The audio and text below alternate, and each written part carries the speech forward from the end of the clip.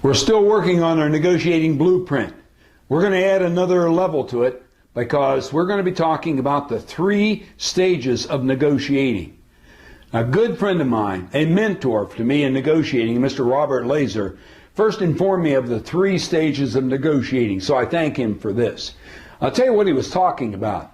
He said, John, no matter what goes on, in every negotiation, it progresses through 3 stages. And I gave it some thought, and then I started observing, you know what, he's accidentally right. Whether it's a short negotiation in a family situation, or whether it's a longer negotiation in a retail purchase for a big product, or whether it's a big, long union negotiation, or even a diplomatic relationship, they all go through 3 stages. So let me share these 3 stages with you, and you start integrating the knowledge of those stages into making you more effective. Guess what the first stage is? The first stage is called establishing dominance. It is posturing. You may not think it goes on, but trust me, it really does. Look, I'm going back to the playground of our youth, shall I say. I don't know about you ladies, but we guys always had this macho thing. As soon as we got on the court or the field against somebody else, would we look? We look at the other guy and said, yeah, I can take him. How many think there was always that little bit of dominance thinking? And you know what? I've even heard from some of you ladies, with envy, you'd look at somebody else and say, I'm better than him, prettier than him, I date more than them, who knows what. Look, I'm not going to go back and try to analyze all that. I just want you to be aware. In negotiating, the first stage is always establishing dominance. And you know what? If you are perceived to be more dominant, especially by your opponent, then you've got it. Now, don't get real upset that we're trying to beat somebody up. No, it's not that at all. What we're alluding to is you need to make sure that the other side definitely does not look down on you or have the conception that they could take advantage of you. I'm going to put it this way. When it comes to established dominance, you want to win or at least tie. You don't want to come in second. Now, how do you establish dominance? Well, I made a list of some that I think we could use, and I think you'll agree with many of them. A couple of them you might have trouble with, but the first one is how we dress. I'm going to say this. Some of you are going to be upset by it. If you're going into an important negotiation, you need to dress one level above your opponent. If your opponent is wearing a t-shirt or a polo shirt, you need to have a collared shirt on. If they're wearing a collared shirt, you need to have a coat and tie. No, maybe just a coat. And if they're wearing a shirt and tie, then you need to have a coat. You've got to, by dress, be at least par, if not above them. You say, isn't that a lot of extra work? Well, folks, if it gives you dominance and a better deal, how many think dressing up a little bit is a very, very simple way to establish dominance? Let me tell you, people judge you by how you look.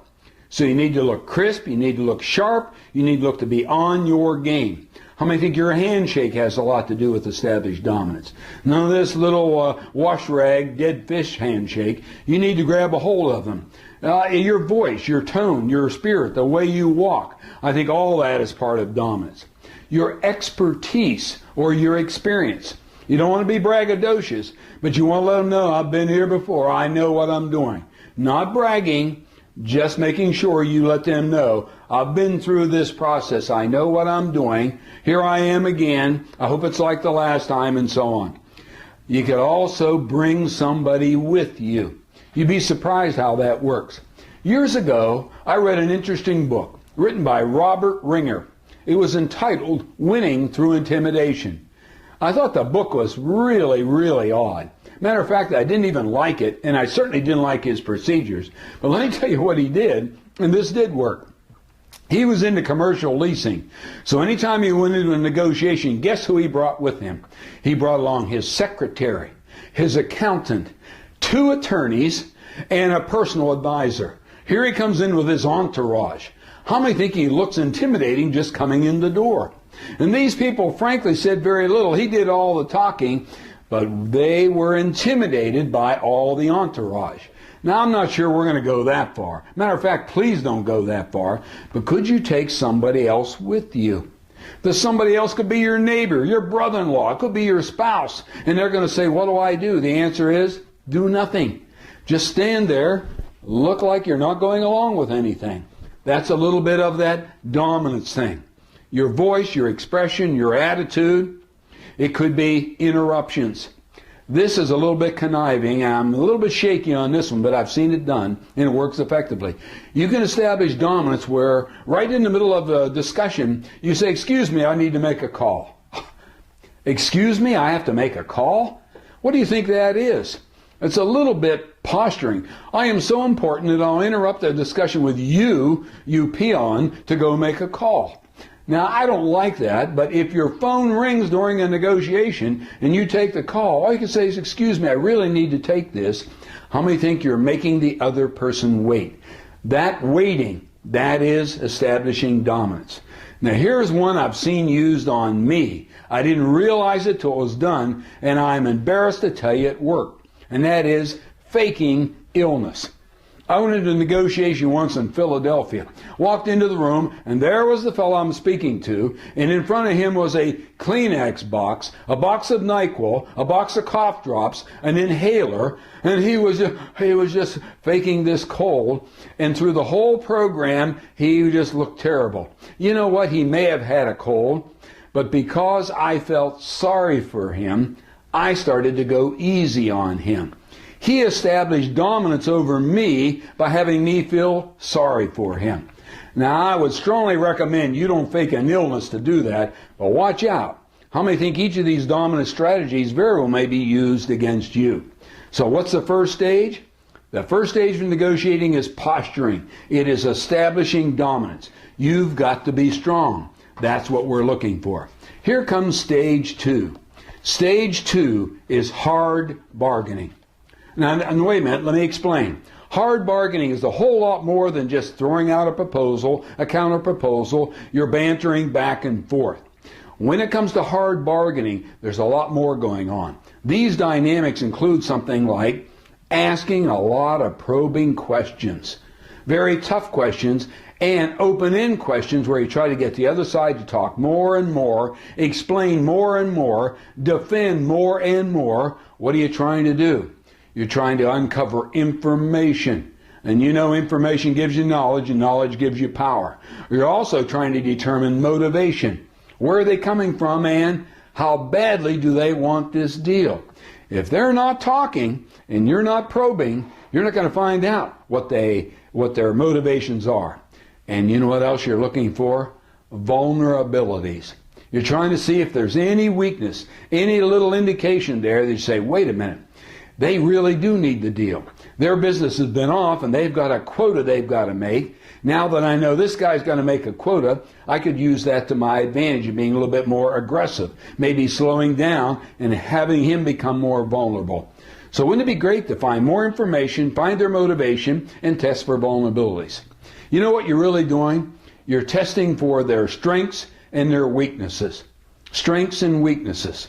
If they have strengths, you need to attack them. If they have weaknesses, you need to exploit them. I know that sounds very combative, but that's what they're thinking about you. If you have a strength, trust me, they're trying to steer away from it. If you have a weakness, they're trying to go right after it. That's all part of hard bargaining. Listen to this. You need to be actually composing and conveying your proposals with the idea of strength and weaknesses. You want to give without appearing weak. And you want to be firm without appearing to be unreasonable. You want to give without appearing weak, and you want to be firm without appearing unreasonable. It takes a balance, not only what you say, but how you say it. Stage 1, establish dominance. Stage 2, probably the longest of the three, and that is where you are trying to get into the hard bargaining. The bantering back and forth, the use of techniques and trade-offs, many of which we'll talk in other modules here. Now let's get to stage 3. Stage 3 is partnering. Partnering. What a great word. Listen, there are 4 negotiating rationales. There is persuasion. What's persuasion? That's where one side tries to, through their slick language and their creative techniques, persuade the other side to do what we want. Do we really want a persuasion rationale? If you are persuasive, then you win and they lose. I don't think that's what we want. We've got a loser. You say, well, I don't care about the other side. Every good negotiator should care about their opponent. Oh, what about accommodation? How about that for a rationale? Accommodation is where one side just gives up to be accommodating to the other. I will give up everything so you can get what you want. I know that many mothers are this way. Mothers have a reputation of doing whatever they can possibly do to keep their husband and their kids happy. They're always accommodating. That doesn't make them bad people. It makes them angels, quite frankly. But I'm thinking negotiation, you don't want to be so accommodating. What do you want to do? Go into a negotiation and say, I'm here to lose so you could win. Now, we don't want any losers. And then there's compromise. The amazing thing is many people think compromise is the way to go. I thought so too until I learned different. Compromise is where I give up and you give up too. No, you don't want to do that. That makes two losers. So you stay away from that all the way. What you want is partnering. What is partnering? That's where both sides win. Now, I'm not the first to tell you about win-win results in negotiating. That's what partnering is all about. That's what we try to do at the very end. So you really, when you're a partnering type negotiator in stage 3, you start coming out with questions like, what would work for you?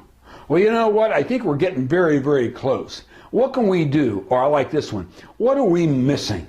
I think you would benefit from buying it. I'd benefit from selling it. And we can't seem to put together, what am I missing here? What are you really saying? It's going to be to both of our benefits. Let's come up with a creative solution so both of us can walk away and say we won. And you know what else we can do? We could even ask, is there some other aspect of the transaction which we are missing? What could work for both of us? That's where we're heading for. That's called partnering win-win. Now, wait a minute. Don't judge a win-win result by whether you gained a big concession from the other side. In stage 3, when you get to partnering, and you have done your level best to try to get a concession, and you know what? They wouldn't do it. They held firm at every station. You just couldn't pry anything out of them. You might say, golly, I guess I lost. No, you didn't. If you've done your level best to get a concession and you still can't get it, and you still want to put a deal together, put the deal together. You say, but John, I didn't get a concession. No, but you know what you did get? You got the best deal possible. We Americans are so prone to figure out who's the winner and who's the loser. How many think you fight the good fight, you make your best deal? If it's good for them and good for you, don't worry about who had to make concessions. Is the final result what you're looking for? Now, I close by asking this. How many of those 3 stages have you experienced? If you've been negotiating even in family and personal situations, trust me, there have been lots of them. So the next time you go into a negotiation, be more attentive to stage 1, establish dominance. Stage 2, get into that hard bargaining. Look for vulnerabilities. Test for strengths. Watch out for their strengths and exploit their weaknesses. And finally, get ready at the end to have a win-win partnering solution. That's what great negotiators do as they keep negotiating.